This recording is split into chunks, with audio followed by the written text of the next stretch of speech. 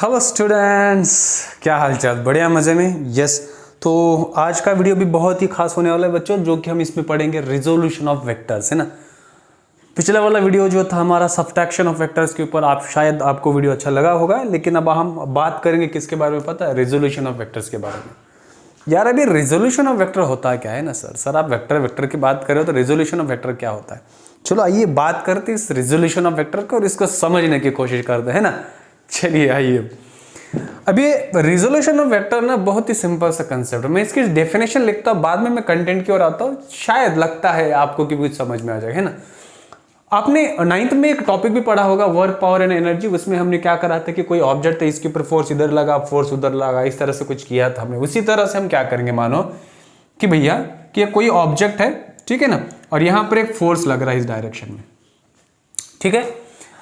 अब इस डायरेक्शन में अगर ये फोर्स लग रहा है कि मानो ये क्या ऑब्जेक्ट कहां जाना चाहिए था, इधर जाना चाहिए था। एक एग्जांपल की मैं बात कर रहा हूं यार, छोड़ो वो बात है ना। अगर फोर्स इधर लग रहा है क्या हम इस फोर्स को वर्टिकल और हॉरिजॉन्टल भी फोर्स का मैग्नीट्यूड बना सकते हैं, है ना। अगर मानो कि यहां पर 8 न्यूटन फोर्स लग रहा है तो ये हॉरिजॉन्टल हुआ, ये वर्टिकल हुआ। ये क्या हुआ, इस फोर्स का कंपोनेंट हॉरिजॉन्टल कंपोनेंट हुआ और ये इसका वर्टिकल कंपोनेंट हुआ। हालांकि फोर्स तो इधर लग रहा है, मानो ये रिजल्टेंट है इन दोनों का, ठीक है। ये फोर्स कितना लग रहा है, 8 न्यूटन। क्या 8 न्यूटन हॉरिजॉन्टल में भी लग रहा है? क्या 8 न्यूटन वर्टिकल में भी लग रहा है? तो कितना लग रहा है हॉरिजॉन्टल में और वर्टिकल में, ये निकालने का तरीका क्या है बच्चों? रिजोल्यूशन ऑफ वेक्टर है। हमें पता है यहां तो 8 लग रहा है, लेकिन ये हॉरिजॉन्टल नहीं है ना, है ना। तो इस ऑब्जेक्ट के ऊपर हॉरिजॉन्टल कितना लग रहा है, वर्टिकल कितना लग रहा है, ये निकालने के लिए हमारे पास क्या है, फिजिक्स में बहुत ही प्यारा सा, सुंदर सा, नना सा कंसेप्ट है। क्या है नाम उसका? रिजोल्यूशन ऑफ वेक्टर, है ना। तो रिजोल्यूशन ऑफ वेक्टर क्या होता है पता है? कि splitting of vectors in components. क्या हुआ? इसे कहा गया sir ji resolution of vector, है ना। तो हमने क्या करा कि इसको दो इसमें कंपोनेंट में रिजोल्व किया। एक इसका कंपोनेंट हुआ हॉरिजॉन्टल कंपोनेंट और यह बच्चों वर्टिकल कंपोनेंट। इसका मतलब है हमने इस वेक्टर, अरे यार फोर्स ही तो वेक्टर है ना, तो इस वेक्टर को हमने क्या करा, एक हॉरिजॉन्टल और वर्टिकल कंपोनेंट में क्या किया, बस स्प्लिट किया और उसका नाम हमने रखा रिजोल्यूशन ऑफ वेक्टर। बस सर जी यहीं पर बात खत्म हो गई, ठीक है। लेकिन जब यहां पर हम बात कर रहे हैं इसकी, है ना, जब हम इसकी बात कर रहे हैं तो क्या करना चाहिए? तो ये रिजोल्यूशन ऑफ वेक्टर है ना बच्चों, दो प्रकार के होते हैं। एक होता है दैट इज रेक्टेंगुलर कंपोनेंट, इसमें होता है एक रेक्टेंगुलर कंपोनेंट और orthogonal component of the vectors. तो रेक्टेंगुलर कंपोनेंट क्या होता है? इसमें दो प्रकार है। एक है भैया इसमें 2 डायमेंशनल है। कौन से डायमेंशनल? 2 डायमेंशन मतलब कितना axis? X and Y axis है, 2 है, ठीक है ना। तो चलो हम करते हैं, मानो कि क्या है कि एक वेक्टर है जो कि रिजल्टेंट है ये आर, ठीक है। अब इसके दो कंपोनेंट बने, एक बना आर एक्स और ये बना मानो क्या है आर वाई, ठीक है। ये आर है ना, ये कौन सा एक्सिस है एक्स, ये कौन सा एक्सिस है वाई। तो इस आर का हॉरिजॉन्टल क्या बना आर एक्स और इस आर का वाई कंपोनेंट क्या बना आर वाई। बात खत्म हो गई, ठीक है। और मानो इस आर और एक्स का जो डायरेक्शन है वो थीटा है, मतलब इन दोनों के बीच का एंगल कितना है, थीटा है। मतलब आर और आर एक्स के बीच का एंगल कितना है, थीटा है। अब हमें निकालना क्या है, आर एक्स कितना होगा। ये हुआ बच्चों आपका हॉरिजॉन्टल और ये हुआ आपका वर्टिकल। मैंने अभी कहा ना कि इस बॉडी के ऊपर फोर्स इधर लग रहा है, तो क्या ये हो सकता है इतना फोर्स इधर लग रहा है, क्या हो इतना फोर्स इधर लग रहा है। अगर मुझे निकालना है कितना लग रहा है, तो ये हम क्या कर रहे हैं इसको कि कंपोनेंट में स्प्लिट कर रहे हैं। किसमें स्प्लिट कर रहे? कंपोनेंट में स्प्लिट कर रहे, है ना। तो ये तरीका है इसका निकालने का। अब अगर आप बोलोगे कि सर ये आर एक्स होता कितना है, निकालना कितना है, क्या करें, कैसे करें, तो इसके लिए ना बहुत ही सिंपल सा तरीका ढूंढ कर लाया हूं मैं बच्चों। क्या करना है पता है? कि मानो कि इसका एक मैं डायग्राम बना देता हूं यहां पर, ताकि आपको थोड़ा सा और अच्छी तरह से समझ में आएगा। इसका शॉर्टकट भी बताता हूं, अगर मानो आपको समझ में ऐसे नहीं आ रहा है तो, ठीक है। सर लेट अस सपोज ये ओ है, ये ए है बच्चों। लेट अस सपोज ये पॉइंट में बी ले रहा हूं और यहाँ पर ये पॉइंट सी ले रहा हूं। ये एक्स एक्सिस है, ये वाई एक्सिस है, हमने इसका ये रिजल्टेंट है, इन दोनों का हमने क्या करा कि, ठीक है, ये एंगल थीटा लिया। मैं बस इसको ऐसे ड्रॉ कर रहा हूं, ठीक है। क्या ये थीटा और ये थीटा बनेगा? यस बनेगा कि नहीं बनेगा?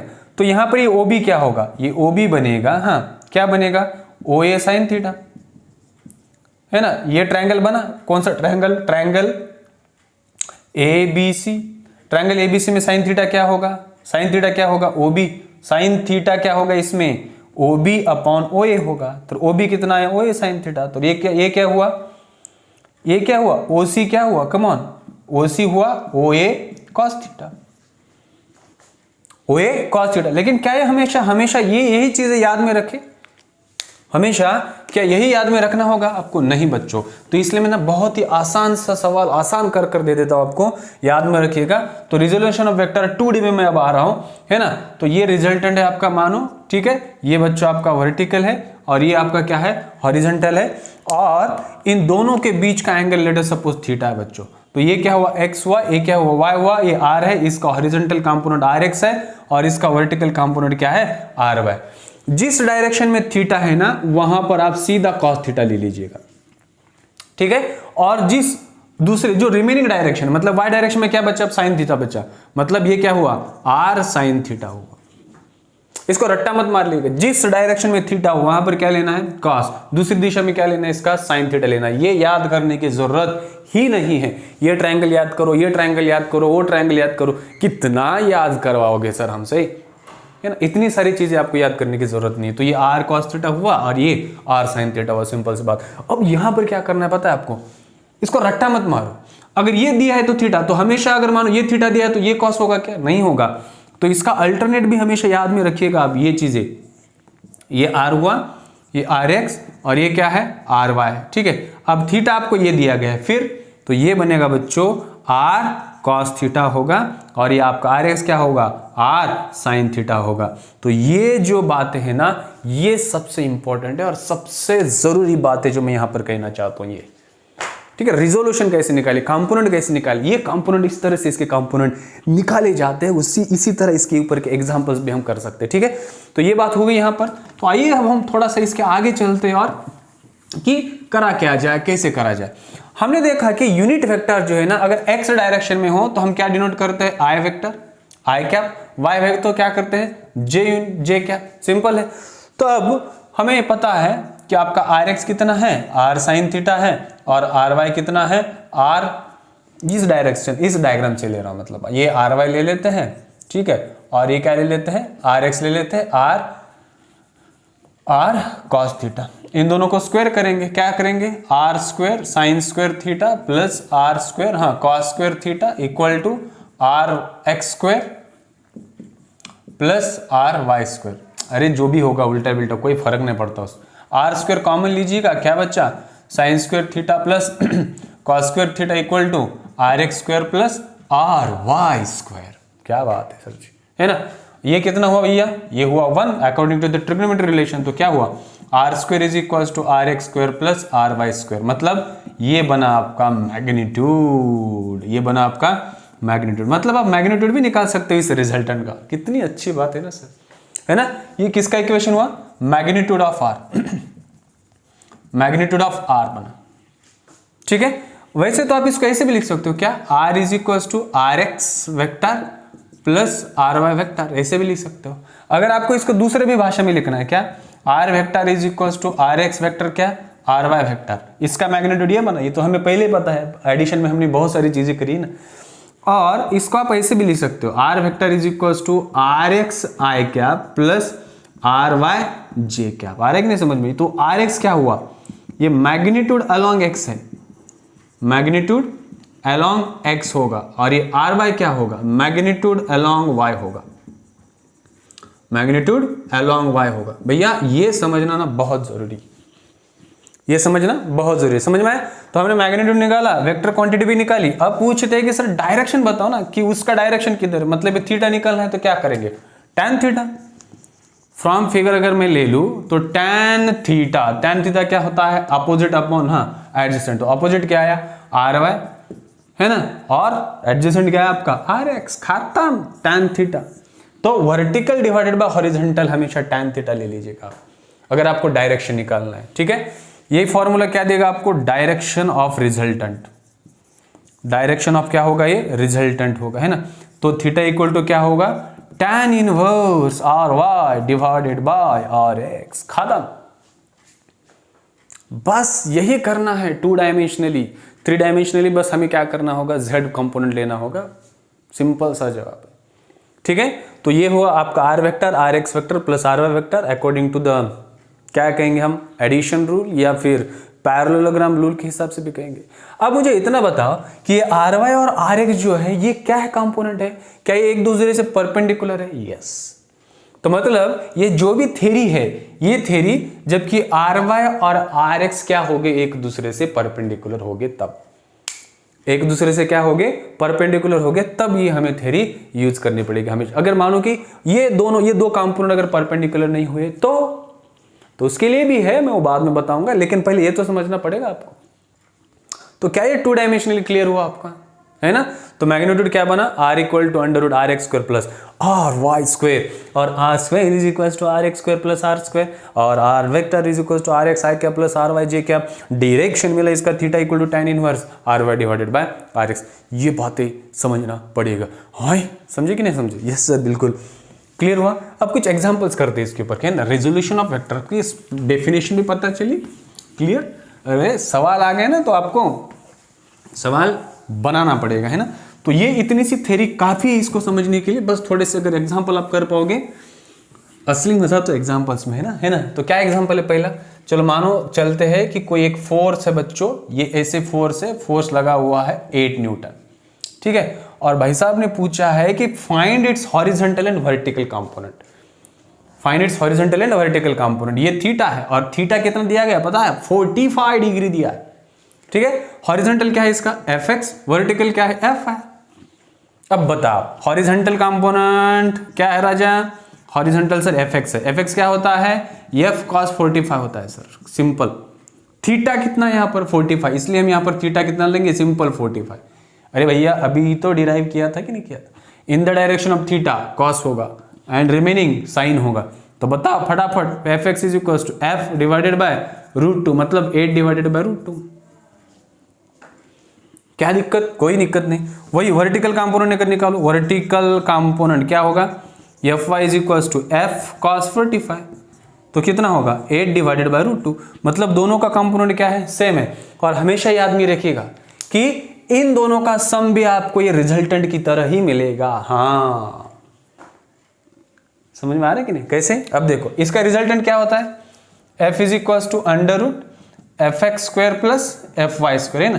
तो अंडर रूट fx कितना है 8 बाय √2 है, वो भी कितना है 8 बाय √2 है, मतलब f कितना आया देखिएगा आप, हाँ 64 बाय 2 प्लस 64 बाय 2 कितना है ये 32, मतलब ये पूरा कितना है 64, मतलब कितना है ये हे धीरे धीरे से दिल को चुराना, आएगा नहीं आया आ जाएगा बच्चों, बस आपको इस तरह ना करना आना चाहिए बस, है ना। चलो एक दूसरा एग्जांपल ले लेते हैं, क्या एग्जांपल ले ले, है ना। मानो कि कोई एक वेलोसिटी दी गई है, ये वेलोसिटी है, मानो कितना है 5 मीटर पर सेकंड, इसके पूछा गया the angle between this is what 30 degree, और ये Vx है और ये क्या निकालना है Vy। तो Vx क्या होगा, V साइन और कॉस होगा सर, जैसे कैसे कर रहे हो, कॉस 30, और ये Vy कितना होगा, हाँ V साइन 30, ठीक है।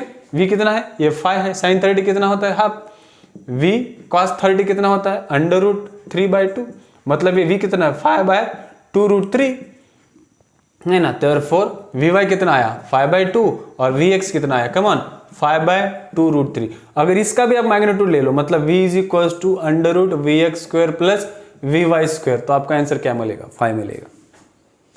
क्या मिलेगा आंसर 5 मिलेगा। ये सोचने वाली बात है, ये करने वाली बात है, ये समझने वाली बात है। आ रहा है कि नहीं आ रहा है समझ में, यस सर हमें आ रहा है। चलो और एक एग्जांपल करते हैं, बहुत ही प्यारा सा, तो इतना सिंपल से एग्जांपल्स तो आप कर पाओगे बच्चों। तो रिजोल्यूशन वर्टिकल हॉरिजॉन्टल कंपोनेंट कैसे निकालने आना चाहिए ना, ये निकालना पड़ेगा आपको। और ये तो आपने बहुत ही टेंशन देने वाली बात करी, तो हमारा कैसे होगा, है ना। अरे कैसे होने का क्या मतलब है भैया, कैसे होने का क्या मतलब है, चलो आइए देखते हैं। अब दिया क्या है पता है एक एग्जांपल ले लेते हैं, ठीक है सर बोलो क्या एग्जांपल है ये ऐसे कुछ डायग्राम दिए हैं प्यारे से नन्हे से। चलो यहाँ पर 8 न्यूटन लग रहा है, यहाँ पर 3 न्यूटन लग रहा है, ठीक है 8 न्यूटन 3 न्यूटन, और यहाँ पर ऐसे 5 न्यूटन लग रहा है सर, यहाँ पर ऐसे 10 न्यूटन लग रहा है सर, ये तो अलग लग रहा है कुछ तो, है ना। और ये एंगल दिया हुआ है हमारा 53 डिग्री और ये एंगल दिया हुआ है हमारा कितना 37 डिग्री, ठीक है 53 डिग्री 37 डिग्री। ओ हो, ये तो बहुत ही सिंपल है बच्चों। इसके लिए ना मैं बस एक शॉर्टकट बता देता हूँ एंगल, क्योंकि 37 53 याद कैसे करें, हाँ है ना। तो ये याद रखने का एक सिंपल सा तरीका है। क्या सिंपल सा तरीका है देख लीजिएगा, ठीक है। हाँ, ये राइट एंगल ट्रायंगल पकड़ो, ये अगर मानो बच्चों 90 डिग्री है, ये कितना हुआ 37 डिग्री, ये हुआ 53 डिग्री। बड़े एंगल के सामने बड़ी लेंथ, उसके छोटे वाली उसकी छोटी, 37 के सबसे छोटे वाली सबसे छोटी, है ना। सबसे बड़ा सबसे बड़ी साइड, मीडियम मीडियम साइड, सबसे छोटा अपोजिट साइड, उसके अपोजिट साइड बड़ी है, बड़े एंगल के अपोजिट साइड बड़ी होगी, छोटे एंगल के अपोजिट साइड छोटी होगी, और मीडियम एंगल के सामने साइड क्या होगी, मीडियम होगी। अब यहाँ पर देखिएगा क्या कि sin 37 मानो आपको निकालना है, क्या निकालना है sin 37 क्या होता है, अपोजिट अपॉन हाइपोटेन्यूज, मतलब 3/5, यस है ना। वही चीज रहा sin 53 अगर आपको निकालना है, sin 53 क्या है, अपोजिट कितना है 4, एडजेसेंट हाइपोटेन्यूज कितना है 5, है ना। तो आप इस तरह से निकाल सकते हैं। पहले लेकिन हमें क्या करना होगा पता है कि फोर्सेस को रिजॉल्व करना पड़ेगा, 1 2 3 4 जो भी है, क्लियर। ये तो हम सबको पता है ये x है, और ये तो हम सबको पता ही क्या है y है। हाँ, resultant forces equilibrium Fx = 0, Fy = 0, ये कुछ चीजें करना पड़ेगा, करेंगे नहीं करेंगे, करेंगे। तो क्या करना है, पहले चलो मैं 10 न्यूटन को ले लेता हूँ या 5 न्यूटन को ले जाता है ना, 5 न्यूटन को ले, ये 5 न्यूटन है बच्चों, यस सर, है ना। इसको रिजॉल्व करो, कहां पर रिजॉल्व होगा ये 5 न्यूटन, 37 हॉरिजॉन्टल के साथ है, यहां पर पहले से 8 न्यूटन लगा हुआ है, यस, ये क्या है 37 डिग्री है ना, ये क्या है 37। चलो 8 न्यूटन को बाद में ले लेते, पहले इसको 5 न्यूटन को रिजॉल्व करेंगे ना, ये 37, तो ये रिजॉल्व होगा हॉरिजॉन्टल और क्या है वर्टिकल। हॉरिजॉन्टल कितना होगा, हाँ 5 cos 37, आया ना समझ में, यस। और ये क्या होगा 5 sin 37, ठीक है, यस सर जी, क्लियर। तो 5 sin 37, 5 इंटू sin 37 कितना है 3/5, 5 कैंसिल, मतलब ये आया 3। 5 cos 37 कितना आता है 5 इंटू, अब cos 37 देखिएगा, cos 37 क्या हुआ यहाँ से, cos 37 cos क्या होता है एडजेसेंट अपॉन हाइपोटेन्यूज, मतलब कितना है 4/5, है ना। तो ये बना 4/5, 5 कैंसिल, तो कितना बना ये 4 बना। तो ये कंपोनेंट इसका 4 है, ये कंपोनेंट इसका 3 है। लेट अस सपोज ये फर्स्ट। चलो अब सेकंड की तरफ, क्या 10 को रिजॉल्व करते हैं, ये 10 है भैया, इधर रिजॉल्व ही होगा ना, तो इसका हॉरिजॉन्टल इधर वर्टिकल इधर हुआ, ये एंगल दिया गया, ये 53 होगा, तो यहाँ पर ये कितना है 10, तो ये कितना बना 10 cos 53 होगा, है ना। और ये कितना होगा, हाँ 10 sin 53 होगा, खत्म हुआ कि नहीं हुआ। तो अब 10 cos 53 कितना है, cos 53, कम ऑन 10 cos 53 कितना है, cos 53 क्या होता है एडजेसेंट अपॉन हाइपोटेन्यूज 3/5, सो ये 3/5। sin 53 क्या होता है, हाँ 4/5, हमने लिखा है ना 10 इंटू 4/5, तो कितना हुआ 5 2 10, ये बना 8, और ये कितना 5 2 10, ये बना 6, खत्म, रिजॉल्व हो गया ना। हमने 10 को रिजॉल्व किया, हमने 5 को रिजॉल्व किया। अब इसकी ना एक डायग्राम बना देते हैं, है ना, एक अच्छी तरह से डायग्राम बना देते। कैसे डायग्राम बना देते, एक्स और वाई, क्योंकि रिजल्टेंट निकालना है ना हमें, ये क्लियर। पहले से भैया यहाँ पर 8 न्यूटन था, ये 8 न्यूटन, क्लियर। पहले हॉरिजॉन्टल फोर्सेस लगेंगे, पूरे हॉरिजॉन्टल लिखेंगे, ये 8 न्यूटन, और यहाँ का एक हॉरिजॉन्टल है जो कि 4 है, वो भी इस डायरेक्शन में है, ठीक है। यहाँ का एक वर्टिकल है, ये कितना है 3, जो कि ऊपर लग रहा है, बहुत ही बढ़िया, समझ में आ रहा है कि नहीं। अब इस डायग्राम में आते हैं, इस डायग्राम में आएंगे ना, इस डायग्राम का एक नीचे फोर्स जो कि पहले से दिया हुआ है डायग्राम में 3 न्यूटन, हाँ इसका भैया एक ऊपर लग रहा है कितना 8 न्यूटन लग रहा है ना, और इस डायरेक्शन में कितना लग रहा है 6 लग रहा है, ये 6 न्यूटन लग रहा है एट दिस पॉइंट पर। अब रिजल्टेंट क्या होगा पता है, तो ये Fx, ये पूरे फोर्सेस कहाँ होंगे Fx होंगे। अरे हमें पता है अगर ये 2 है इसी डायरेक्शन में लग रहा है और दूसरा भी 2 इसी डायरेक्शन में लग रहा है इस पॉइंट पर, तो टोटल फोर्स कितना हुआ 4 हुआ ना, कोई पागल ही कहेगा 0 लग रहा है। अगर यहाँ पर मानो कि 4 लग रहा है तो यहाँ पर फोर्स कितना होगा 0 होगा, क्योंकि 4 - 4 अपोजिट फोर्सेस है। तो मिला यहाँ पर Fx कितना है 4 + 8, ये अपोजिट है ना, x एक्सिस पर ही है लेकिन अपोजिट है, तो कितना आया, अरे कितना आया, क्या ये 6 हुआ 6 न्यूटन, यस और नो, यस है ना, है ना, है ना, है ना, है ना, है ना? ओहो हो, ठीक है। तो Fy सिमिलरली कितना होगा, Fy कितना होगा सिमिलरली, हाँ 8 + 3 + 8 क्योंकि दोनों एक डायरेक्शन में और इसी पॉइंट पर y पर अपोजिट है, तो ये -3 3 3 कैंसिल, तो कितना बच्चा 8 बच्चा। तो मतलब जब मैं इस रिजल्टेंट फोर्स लगाऊं बच्चों, इसकी जब डायग्राम निकालूं ना, इसकी जब डायग्राम निकालूं तो ये डायग्राम F इधर होगा, ये F और ये x और ये इसका y, तो Fx कितना है 6 न्यूटन है, तो ये Fx = 6 और ये Fy ये हुआ मतलब कितना 8 न्यूटन और ये Fx हुआ कितना 6 न्यूटन। तो क्या हमें F मिलेगा, बिल्कुल, क्या कैसे मिलेगा F = √8² + 6², यानी कि कितना हुआ, हाँ 10 न्यूटन आएगा क्या, यस ये 10 न्यूटन होगा, मतलब F कितना हुआ, रिजल्टेंट फोर्स 10 न्यूटन, रिजल्टेंट कितना हुआ 10 न्यूटन हुआ। अब मानो कि ये मुझे डायरेक्शन निकालना है थीटा, तो डायरेक्शन कैसे निकालो कि मैं ऊपर लिख रहा हूँ, है ना, यहाँ पर लिख रहा हूँ ताकि रेड पेन से लिख देता हूँ, tan थीटा, है ना, क्या होता है tan थीटा, कहा था मैंने Fy/Fx, Fy/ क्या Fx, Fy कितना है राजा 8 है, x कितना है 6, 4 3 tan थीटा = 4/3। अब मुझे बताओ इस डायरेक्शन में 4/3 अगर tan थीटा है लेना है ना, 4/3, tan क्या होता है opposite upon adjacent, opposite upon adjacent, मतलब इस डायरेक्शन अगर मैं tan 53 ले लूं, tan 53 अपोजिट कितना है 4 है, एडजेसेंट कितना है 3 है, मतलब ये एंगल कितना बना 53 बना, यस। तो रिजल्टेंट फोर्स जो है ना हॉरिजॉन्टल से कितने एंगल पर लग रहा है 53 एंगल पर लग रहा है, और हॉरिजॉन्टल फोर्स कितने एंगल पर लग रहा है 90 - 53, जो भी आएगा वो आपका आंसर होगा। ये सवाल, ये जो कंसेप्ट मैं यहां पर बता रहा हूं ना, ये बहुत जरूरी है बच्चों। क्या ये जो कंसेप्ट मैं बता रहा हूं ना, ये बहुत ही जरूरी है। क्या ये क्लियर हुआ, एकदम से क्लियर हुआ, यस। तो ये रिजोल्यूशन का कंसेप्ट है, ये एप्लीकेशन है उसके। आशा करता हूं ये आपको अच्छी तरह से समझ में आया होगा, है ना, क्लियर है, एकदम से क्लियर हुआ, यस सर, फटाफट से क्लियर हुआ, यस सर। इसको लिखवाइए अच्छी तरह से, कॉपी कीजिएगा नोटबुक में, अब जितने चाहे एंगल्स वहां पर डालिएगा, उसके हिसाब से बस एग्जांपल्स करते रहिए और जिंदाबाद जिंदाबाद कहना पड़ेगा, ठीक है। और एक एग्जांपल कर लेते, चलो और एक एग्जांपल मैं आपको ना ऑफर दे देता हूँ, चलो ठीक है। ये ऐसे यहाँ पर 30 डिग्री दिया है और यहाँ पर एक मास रखा हुआ है बच्चों, और पूछा गया है कि इसका वेट निकालो, ठीक है। क्या निकालो, वेट निकालो, क्या निकालना है हमें, वेट निकालना है। अब हमें पता है कि यार ये इंक्लाइन प्लेन पर है, मतलब ये रिजल्टेंट होगा क्या, अगर मैंने इसको मिटा दूं तो ये ऐसे है ना, ये रिजल्टेंट हुआ नहीं है ना, और ये क्या हुआ हॉरिजॉन्टल हुआ, ऐसे आ रहा है कि नहीं समझ में आ रहा है, हाँ। तो इस तरह ये इंक्लाइन प्लेन पर, ऐसे सिंपल प्लेन पर नहीं, वो इंक्लाइन प्लेन पर है। तो इसका जो वेट होता है ना, ये वेट नीचे होगा, ये W इधर होगा कभी भी, है ना। वेट चाहे आप इंक्लाइन प्लेन पर हो, कहीं पर भी रहो, है ना, ये अगर ऐसे रहोगे तो सीधा होगा, लेकिन ये अब ऐसे है तो इसका वेट तो ऐसे ही रहेगा।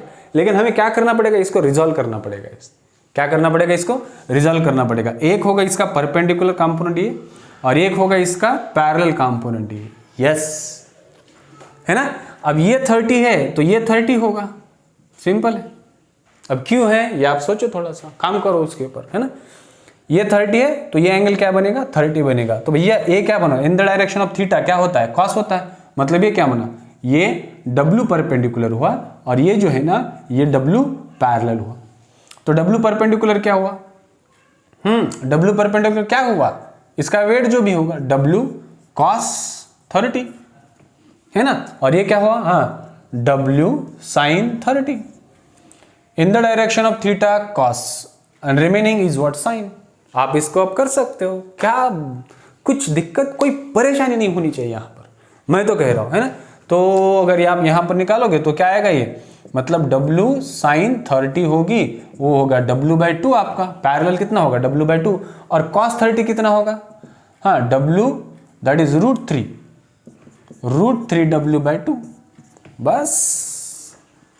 तो W परपेंडिकुलर कितना है आपका आंसर, सर जी √3 W/2, है ना, और W पैरेलल कितना है आंसर आपका W/2। यही तो फर्क है बच्चों, यही तो फर्क है ना। इस तरह से आपको ना रिजॉल्व करते आना चाहिए, रिजॉल्व करना आना चाहिए, और करना ही पड़ेगा आपको। इस तरह के मैकेनिक्स में तो बहुत सारे करना है, हाँ, FLM में तो बहुत सारी चीजें इसके ऊपर आपको एप्लीकेशन, इसलिए तो रेजोल्यूशन ऑफ वेक्टर का जो इंपॉर्टेंस है ना, इसलिए तो हम ये कंटेंट ले रहे इतने अच्छे तरह से, इतने ज्यादा एग्जांपल्स, इसका रीजन यही है बच्चों। आ रहा है कि नहीं समझ में आ रहा है, कुछ दिमाग में जा रहा है कि नहीं जा रहा है? क्लियर, ये बातें क्लियर हुई? तो इस तरह से कुछ एग्जांपल्स है जो कि आपको करने आना चाहिए। चलो और एक एग्जांपल ले लेते हैं हम। क्या एग्जांपल है? मानो कि बच्चों ये x और y ले लेते हैं, यहाँ पर एक फोर्स लग रहा है, चलो a है, और यहाँ पर एक क्वांटिटी है जो कि b है, और हमें दिया गया है b = 10, और ये वैल्यू दी गई हमें 60 डिग्री, और ये वैल्यू कभी कभी छोटी छोटी शहरों में बड़ी बड़ी बातें हो जाती है, ठीक है। ये 60 डिग्री दिया है और ये हमें कितना दिया है? 30 डिग्री दिया है। हमें पूछा क्या है पता है? पूछ रहा है फाइंड a। क्या पूछ रहा है? फाइंड a, मतलब इस a की वैल्यू निकालना है। ये तो b वेक्टर तो दिया गया, ये b दिया है, ये इसका रिजल्टेंट दिया है, इसका रिजल्टेंट हमें पूछ रहा है। तो क्या करना है यहाँ पर? बहुत ही सिंपल और आसान में तरीका बता देता हूं बच्चों, सुनिए जरा। चलिए 60 डिग्री को हम पहले क्या करते हैं? रिजॉल्व करते हैं। 60 डिग्री को हम ना रिजॉल्व करते हैं। एक वर्टिकल हुआ, एक हॉरिजॉन्टल हुआ, ये 60 है तो ये क्या हुआ बच्चों? हाँ, b cos 60 हुआ, और ये b sin 60। रट्टा नहीं मारना का, समझ ले लेना है, ठीक है। इसको मैं कर लेता हूँ कंपोनेंट को। ये a है, ये आपका वर्टिकल हुआ, ये आपका हॉरिजॉन्टल हुआ, तो ये क्या हुआ? a cos है ना, ये थीटा है ना, तो ये 30 डिग्री है, ठीक है। तो a sin 30 और ये a cos 30 है ना। अब इन दो डायग्राम को ना बच्चों क्या करो? एक साथ लेकर आओ। कैसे? देखो, ठीक है ना, ये ऐसे, ओके, ये 10, ये ठीक है, ये b = 10, ये आपका ये आपका 60 डिग्री, ये आपका हाँ 30 डिग्री। तो ये कंपोनेंट कौन सा आया? b कितनी वैल्यू है? 10 है, 10 sin 60, ठीक है। ये वैल्यू क्या है? ये sin 30। देखिएगा, कमाल देखिएगा जरा। और ये ऊपर क्या है? दोनों वैल्यू ऊपर आएगी। कौन सा? दैट इज 10 cos 60 भी ऊपर होगी, और a cos 60 भी क्या होगा बच्चों? ऊपर होगा। तो ये दोनों जो है ना, ये दोनों कंपोनेंट एक साथ जा रहे हैं। हम इसका भी यूज कर सकते हैं, लेकिन जरूरत नहीं है, मैं बता रहा हूं आपको, इसका कोई जरूरत नहीं। हमें निकालना क्या है? बस ये की वैल्यू निकालिए, उसके बारे में चिंता कीजिए आप। बस इन दोनों को इक्वल कीजिए, खत्म। आ रहा है कि नहीं मजा? हाँ, इक्वल कीजिए। कब क्या आया? 10, क्योंकि दोनों अपोजिट डायरेक्शन में है ना। हमें पता है दो अपोजिट होते हैं तो क्या होता है? इक्वल होता है ना। जैसे कि अगर ये FA इधर जा रहा है इस पॉइंट से, और FB इधर जा रहा है, तो क्या होता है? ये FA = FB होता है ना। अरे सेम प्रिंसिपल यूज करना है भाई। तो क्या हुआ? 10 sin 60 कितना होता है? √3/2 है ना। और ये कितना हुआ? sin 30 हाफ, ये हाफ हुआ है ना। ये 2 कैंसल, तो ये कितना आया? 10√3, खत्म। ये कितना है? अरे sin 30 हाफ होता है, sin 60 कितना होता है? √3/2, क्योंकि sin 90 कितना होता है? 1 होता है ना। उसके पीछे की वैल्यू √3/2 होती है। यही तरीका है साहब जी, यही तरीका है, यही समझने का तरीका है। क्लियर? Understood this? क्या आप कोई भी एग्जाम्पल बना सकते हैं? Children, you have to do it at any condition, right? When you go through this such type of examples, and when you become mad to doing such type of the practice of these examples now, I'm telling you that hard work always paid off. Hard work ना कभी भी ना आपको ना कहीं जाकर वो आपको मदद कर लेता है। याद में रखिएगा आप, जिंदगी ना इतनी आसान नहीं है बच्चों। वो बहुत ही खतरनाक, मतलब कब आपका कॉन्फिडेंस जीरो कर दे, कब आपको ऐसा चपराक लगाए ना, समझ में नहीं आता है। आपको उसके लिए प्रिपेयर करना पड़ेगा। समझ में आ रहा है कि नहीं आ रहा है? हाँ, ठीक है। तो ये सारी चीजें हैं, तो समझ लीजिएगा आप। क्लियर? तो ये 2 डायमेंशनली, जो कि अगर 2 रेक्टेंगुलर कंपोनेंट्स और ऑर्थोगोनल भी आप उसको कह सकते हो, ठीक है ना। तो ये 2 डायमेंशनली था। सर क्या कोई 3 डायमेंशनली भी है ना? कुछ बताओगे आप हमें 3 डायमेंशनली? बिल्कुल बताएंगे ना, 3 डायमेंशनली भी पॉसिबल है। तो क्या है 3 डायमेंशनली, है ना? 3 डायमेंशनली रेक्टेंगुलर कंपोनेंट्स या रिजोल्यूशन ऑफ द वेक्टर्स, कुछ पॉसिबल है क्या? बिल्कुल पॉसिबल है बच्चों। कैसे? देखिएगा, ये x कंपोनेंट है, और ये y कंपोनेंट है, और ये z कंपोनेंट है ना। और ये रिजल्टेंट वेक्टर है r। x के साथ जो इसका रिजल्ट डायरेक्शन क्या है? अल्फा, इधर क्या है? बीटा, और z का r के साथ, जो कि मैं हम दिखा नहीं सकते, सब समझो आप। अल्फा, बीटा, और ये क्या है बच्चों? गामा है। अल्फा, बीटा और क्या है? गामा है। तो इसका जो r होगा, r वेक्टर क्या होगा? rx vector plus ry vector plus rz vector. Unit vector का वीडियो देखिएगा आप जरूर, ठीक है। और इसको ऐसे भी लिखा जाता है, r vector = rx i cap plus R Y J cap plus R Z K cap. इसका मैग्नीट्यूड अन्ना कैसे लिखा जाता है? हाँ, R X square plus R Y square plus R Z square, इसका मैग्नीट्यूड। अब ना यहाँ पर दूसरी एक बात पूछी जाती है कि सर एंगल पूछा जाता है, इसके साथ एंगल, इसके साथ एंगल, है ना। ये क्या हुआ आपका आर एक्स हुआ, ये आपका आर वाई हुआ, ये आपका आर जेड हुआ, ठीक है। अब एंगल देखिए, कॉस अल्फा ले लेते पहले, है ना। एंगल कॉस अल्फा, कॉस क्या होता है? Opposite upon adjacent upon what? Hypotenuse. Cos क्या होता है? Opposite upon, sorry, adjacent upon hypotenuse. तो कॉस अल्फा क्या होगा बच्चों? हाँ, एडजेसेंट क्या है इसका? आर एक्स और हाइपोटेनियस आर, बात खत्म। तो अल्फा क्या हुआ आपका? Cos inverse R X upon R, मतलब एक्स डायरेक्शन में इसका एंगल इतना होगा। सिमिलरली कॉस बीटा, हाँ, कॉस बीटा क्या होगा? आर वाई अपॉन आर, तो ये बीटा इक्वल टू क्या हुआ? Cos inverse R Y upon R, result divided by, ठीक है। कॉस गामा सेम क्या होगा? आर जेड अपॉन आर, उसी तरह gamma is equal to cos inverse R Z upon R. अरे आया कि नहीं समझ में? आया सर। ये क्लियर हो। एंगल निकालने आना चाहिए आपको बच्चों। जब आप एंगल निकालने के लिए सज्ज हो जाओगे ना, तब सब चीजें पॉसिबल हो जाती है। ये कहीं मतलब आपको ना ये सब चीजें बहुत ही अच्छी तरह से समझ कर आना चाहिए, ठीक है। चलो यहाँ पर इसी जगह पर एक एग्जांपल ले लेते हैं। क्या एग्जांपल है? मानो कि ए वेक्टर दिया गया है 3i cap plus 4j cap plus क्या है बच्चों? 5k cap. ये मैं कह रहा हूं, ये क्या है? मैग्नीट्यूड्स है तीनों डायरेक्शन में। आपने देखा ना, दो डायरेक्शन थे, दो रेक्टेंगुलर कंपोनेंट। यहाँ पर तीनों क्या है? एक दूसरे से परपेंडिकुलर है, 3 डायमेंशनली रेक्टेंगुलर है ये, ठीक है। अब यहाँ पर क्या होगा? क्या क्या पूछा गया है? एक तो मैग्नीट्यूड निकालने के लिए पूछा गया है, एक यूनिट वेक्टर निकालने के लिए पूछा गया है, और तीसरी बात जो एंगल्स निकालने के लिए पूछा गया है। Angles between A and B and C, जो भी होगा, आई डायरेक्शन में, जे डायरेक्शन में और के डायरेक्शन में, कैसे निकाला जाता है देख लीजिएगा आप आसानी से। तो मैग्नीट्यूड कैसे निकालेंगे हम? Magnitude is equal to under root 3 square plus 4 square plus 5 square, simple. तो क्या आया आंसर? कितना आया? ये हुआ 9 प्लस 16 प्लस 25, मतलब ये कितना आया? √50। तो मैग्नीट्यूड √50 मतलब कितना हुआ? 5√2 हुआ। यस, क्लियर हुआ ये, है ना। अब यूनिट वेक्टर कैसे निकाला जाता है? ये मैग्नीट्यूड निकाला हमने, यस सर। अब जो सेकंड जो बात है ना, क्या है सेकंड बात? सेकंड क्या? Unit vector. ए कैप क्या होता है? हम सबको पता है ए कैप क्या होता है? A vector divided by mod A, unit vector. तो ये वेक्टर क्या है आपका? 3i cap plus 4j cap plus 5k cap. मैंने इसके एग्जांपल्स भी लिए थे यूनिट वेक्टर के। मॉड कितना है? 5√2 है, खत्म, बस बात खत्म हो गई, है ना। आई मतलब क्या है? x, यहां का अल्फा निकाल सकते हो इस तरह से। तो क्या होगा? हाँ, अल्फा क्या है? अल्फा कॉस इनवर्स, हाँ, R X upon R. R X कितना है? ये आर एक्स है आपका 3, और रिजल्टेंट ये मैग्नीट्यूड है यार, कितना है? 5/√2। बस बच्चों बात खत्म हो। सेकंड बीटा क्या है? कॉस इनवर्स, हाँ, आर वाई कितना है आपका? ये आर वाई है, कितना है? 4, और ये रिजल्टेंट 5/√2। थर्ड गामा क्या है? कॉस इनवर्स क्या है? आर जेड कितना है? 5 है, ये 5 डिवाइडेड बाय 5√2, 5 कैंसल, मतलब ये कितना बना? 1/√2। तो ये आया समझ में आपको? क्या आप इसी तरह से एग्जांपल कर सकते हैं? कोई भी एग्जांपल ही लीजिएगा और इस तरह से कीजिएगा। 3 डायमेंशन में समझ में आ गया? हाँ, आया कि नहीं आया समझ में? आना ही पड़ेगा, है ना। ये जरूरी है, ठीक है। आशा करता हूँ कि ये भी आपको एग्जांपल समझ में आ गया होगा, ठीक है बच्चों। तो क्या आप बोलिए सर, एक एग्जांपल ले लेते हैं ना, और एक, ठीक है ना। क्या एग्जांपल है? क्या एग्जांपल है?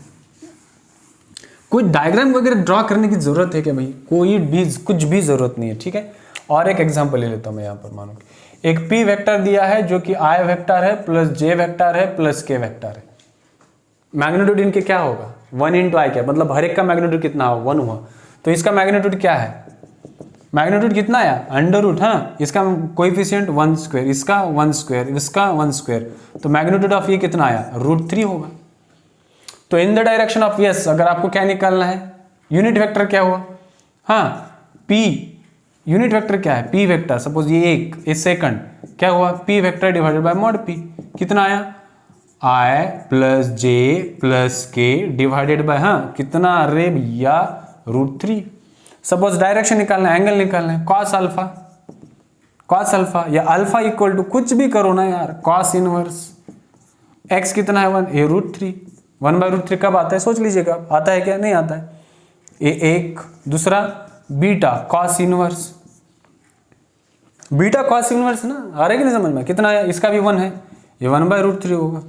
Third gamma is equal to simple cos inverse, कितना आता है, ये भी 1/√3 होगा। हाँ, तो इस तरह से ना एग्जाम्पल करे जाते हैं, किया जाता है। आ रहे नहीं समझ में, यस हो क्लियर है। अब अगर मानो कि बच्चों, हाँ ये एक स्पेशल केस थी, ये ठीक है, ये इतना सारे चीजें अगर आप अच्छी तरह से वीडियो को कर लेंगे ना, मैं कह रहा हूँ ना, आपका कोई भी सवाल रिजोल्यूशन ऑफ वेक्टर का आप छोड़ नहीं पाओगे, करोगे आप, आसानी से कर पाओगे, ठीक है। अब अगर मानो कि दो वेक्टर जो है अगर एक दूसरे से परपेंडिकुलर नहीं है, जो कि रेक्टेंगुलर फॉर्म अगर फॉर्म नहीं करते, रेक्टेंगल कब होते हैं, ऑर्थोगोनल कब होते हैं, जब दो वर्टिकल और हॉरिजॉन्टल कंपोनेंट एक दूसरे से परपेंडिकुलर, जैसे कि 2 डायमेंशनल मैंने बात करी थी। अगर बच्चों अगर परपेंडिकुलर नहीं हो, मानो कि ये RX है और ये RYS है, ठीक है, ये परपेंडिकुलर नहीं है अब, और इन दोनों का रिजल्टेंट ये R है, इन दोनों का रिजल्टेंट क्या है, R है। अब इस समय पर, इस टाइम पर आप क्या करोगे, है ना। तो चलो ये एंगल अल्फा लेते हैं और ये एंगल क्या लेते हैं बच्चों, बीटा ले लेते हैं। याद में रखिएगा ये बहुत ज़रूरी है ना, 2 डायमेंशनली में बात कर रहा हूँ, ठीक है। तो ये आप ना इस पॉइंट्स ले सकते हैं, ऐसे पैरेललोग्राम ड्रॉ कर सकते हैं ये, ठीक है, कोई दिक्कत नहीं। तो इसको करने का तरीका एक ही बच्चों, इसका मैग्नीट्यूड RY निकालने के लिए पूछा जा सकता है, क्या निकालने के लिए, RY, या RX निकालने के लिए पूछा जा सकता है, या R निकालिए, या अल्फा या बीटा, कुछ भी पूछा जा सकता है। तो इसके लिए हमें साइन लॉ यूज करना पड़ेगा, यूजिंग साइन लॉ, यूजिंग क्या बच्चों, साइन लॉ हमें यहां पर यूज करना पड़ेगा। अब सर ये साइन लॉ क्या है, अरे भैया पढ़ा है कि नहीं पढ़ा है ना। ये ट्राइंगल है, सपोज ये ए है, ये बी है, और ये क्या है, सी है, ये A B A C, correct. क्या होता है पता, ये दिस अपोजिट साइड, ये डिवाइडेड बाय, हाँ sine of A equal to B divided by what, हाँ साइन ऑफ बी, इसके अपोजिट की साइड, आ रहे ना समझ में, C divided by sine of C, बस खत्म हो गया। ये आपका साइन लॉ है, यही हम यूज करने वाले हैं यहाँ पर ठीक है। तो चलो इस r का हम ले लेंगे में r डिवाइडेड बाय साइन, ठीक है। अब ये r जो है ना पीछे चलाएगा, है ना, ये r जो है ना ये पीछे चलाएगा ऐसे, सपोज, ठीक है, ये जो भी होगा ऐसे नीचे, क्लियर। तो ये r कितना होगा, ये r कितना होगा, और ये मैं ले लेता हूँ ऐसे, ये 180 माइनस अल्फा प्लस बीटा हुआ कि नहीं हुआ, यस। तो sine 180 minus alpha plus beta, ठीक है, इक्वल टू RX क्या होगा, ये RX सोचो ना, ये अल्फा है, ये अल्फा है तो ये क्या है, ये अल्फा है, ये बीटा है तो ये क्या हुआ, बीटा है, आ रहा है समझ में, हाँ। तब ये RX क्या होगा, RX क्या होगा, RX क्या होगा, साइन बीटा होगा कि नहीं होगा, यस साइन बीटा। और RY क्या होगा, साइन अल्फा होगा, RY क्या होगा, साइन अल्फा होगा। देखिए ना, ये RY है, ये अल्फा, अपोजिट है ना, ये अल्फा है, ये RX है, तो ये बीटा होगा। अरे भैया ये RY है तो ये बीटा आ गया, है ना, नहीं समझ में आ रहा है कि नहीं, तो ये RX, ये RX है, ये क्या है, RX है, तो एंगल कौन सा आ गया, आ रहा है कि नहीं समझ में आ रहा है, यस, ठीक है। RX upon sine beta equal to RY upon का साइन अल्फा।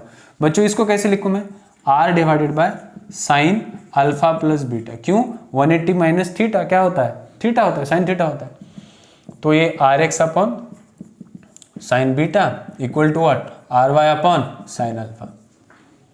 मतलब ये equal to this equal to this, this equal to this, और दिस इक्वल टू दिस। आप कोई भी इसके ऊपर का रिलेशन बना सकते हो, ये कुछ भी, मतलब कैसे, अगर आपको RX निकालना है तो RX निकालना है तो क्या हुआ, R sign beta divided by sine alpha plus beta, है ना। आपको अगर आर वाई निकालना है तो क्या होगा, इसको इधर लाओ, ये आर यहाँ का, ये साइन अल्फा इधर आया, आर साइन अल्फा, और ये एज इट इज यहाँ पर साइन अल्फा प्लस बीटा, है ना।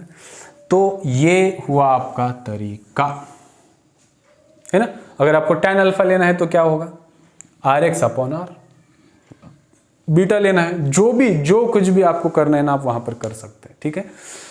तो ये कुछ क्लास था अपना रिजोल्यूशन ऑफ वेक्टर का। आशा करता हूँ कि आपको अच्छे तरह से समझ में अगर नहीं आया है तो कमेंट्स में बिल्कुल लिख दीजिएगा अगर कुछ चीज़ें यहाँ पर ये हो जाती है ना। और कभी कभी क्या हो जाता है बच्चों की, कभी कभी यहाँ पर अगर क्लास लेते समय या कुछ लिखते समय थोड़ी सी चीज़ें प्लस और माइनस होती रहती है, तो उसको बस ख्याल रखिएगा, उसका याद रखिएगा और उसके ऊपर की थोड़ा सा रेक्टिफिकेशन करने की कोशिश कीजिएगा, ठीक है बच्चों। तो यही इतना ही आज की वीडियो में। आशा करता हूँ ये आपका आज का वीडियो आपको बहुत ही पसंद आ जाएगा और खुश रहिएगा, हंसते रहिए, पढ़ते रहिए, चमकते रहिए।